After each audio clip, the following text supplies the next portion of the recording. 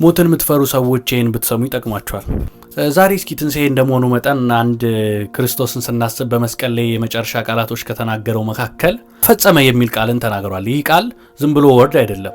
ዋናውን ኦሪጂናል ወርዱን ወይም ኦሪጂናል ቃሉን ሄደን ብናየው ቴተልስታይ የሚል ቃል ነው ያለው። ግሪኩን በስርዓት ፕሮናውንስ ባላረገውም ግን ትርጓሜው ግን ምንድነው ነው ዋናው ትኩረታችን።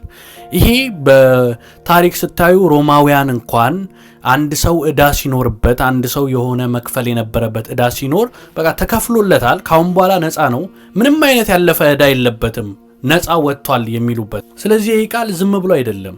ስንመለከተው በመጽሐፍ ቅዱስ ከዘፍጥረት 3:15 ጀምሮ የዛኔ ከሴቲቱ የሚወለደው የእባቡን አናት እንደሚቀጠቅጥ የተነገረው ትንቢት፣ ከዛም በአባቶቻችን በኢሳይያስ በኤርሚያስ ለአብርሃም ተስፋ የተገባለት ያ ሁሉ ነገር ቃል ኪዳኑ ምኑ የመስዋዕቱ በግ የሚዘጋጀው ኤቭሪቲንግ ተፈጽሟል እያለን ያለው ሁሉ ነገር ተፈጸመ እያለን ያለው እግዚአብሔር የተናገረው ሁሉ ተፈጸመ። ከዛስ ሰው ልጅ የሚድንበት መንገድ ተፈጸመ። የሰው ልጅና እግዚአብሔር የሚቀርብበት መንገድ ተፈጸመ። አሁን የሰው ልጅ እግዚአብሔርን ቀጥታ ማናገር ማውራት ይችላል። እንዴት ሲባል በክርስቶስ በኢየሱስ። ኃጢአት ደግሞ ዕዳው ተከፈለ ማለት ነው። የኃጢአት ደሞዝ ሞት ነው ይላል። ስለዚህ ኢየሱስ ምን አለ እዛ ጋር ተፈጸመ ሲል ጀስት ዝም ብላ ወርድ አይደለችም።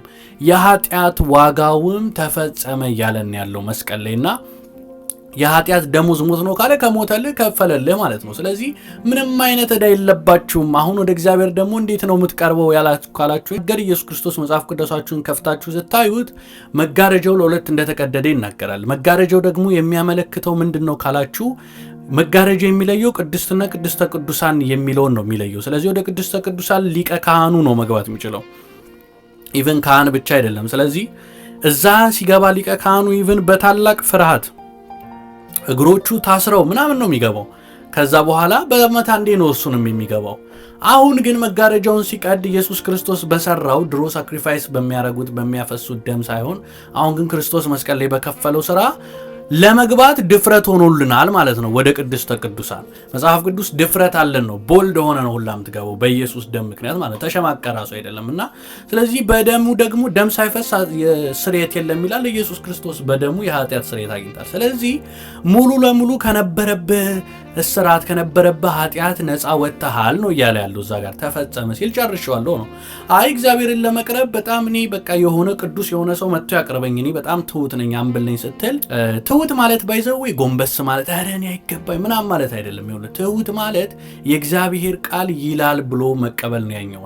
የእግዚአብሔር ቃል ደግሞ የሚለው ኢየሱስ ክርስቶስን ለተቀበሉት በስሙ ለሚያምኑት የእግዚአብሔር ልጆች የሆኑ ዘንድ ስልጣንን ሰጣቸው ነው የሚለው።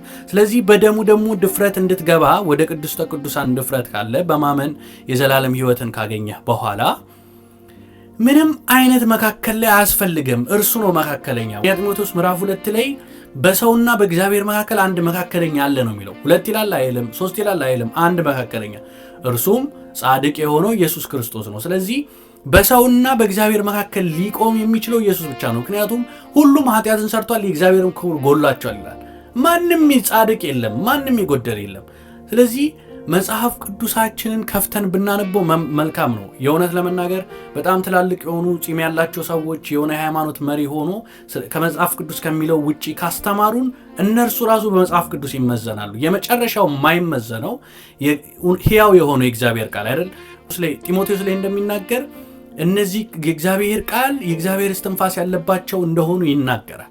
ስለዚህ ይሄ የእግዚአብሔር ቃል ደግሞ ለምን ተጻፈልን ብለን ስንሄድ ደግሞ ዮሐንስ ወንጌል ምዕራፍ 20 ላይ ስንሄድ ኢየሱስ እርሱ ክርስቶስ እንደሆነ እርሱን ደግሞ አምነን የዘላለም ሕይወት እናገኝ ዘንድ ነው የተጻፈልን። ይሄ ሁሉ የተጻፈልህ እርሱን አምነን ሕይወት እንድታገኝ ነው።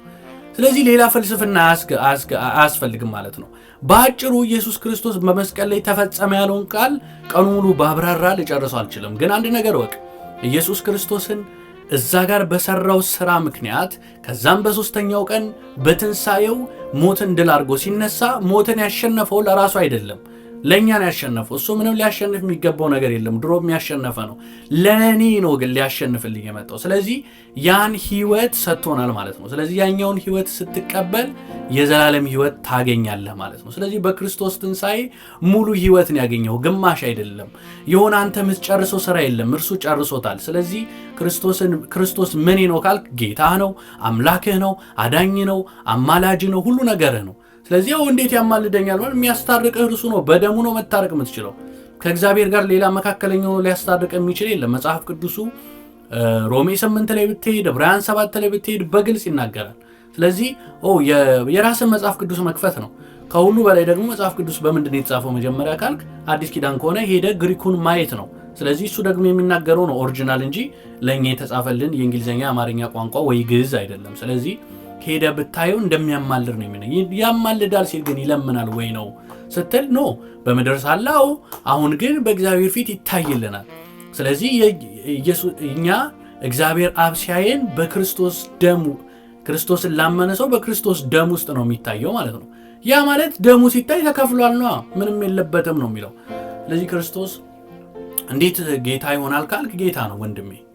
ስለዚህ ኢየሱስ ክርስቶስ ሁሉ ነገራችን ነው ማለት ነው። ደስ የሚለኝ ምንድነው? ኢየሱስ ክርስቶስ ጌታዬ ነው፣ አምላኬ ነው፣ አዳኜ ነው፣ አማላጄ ነው፣ ህይወቴ ነው፣ መንገድ እርሱ ነው፣ እውነት እርሱ ነው፣ ኤቭሪቲንግ እሱ ነው። እንኳን እርሱ ሆነ ሌላ አያስፈልግም። እርሱ ነው ሰራው።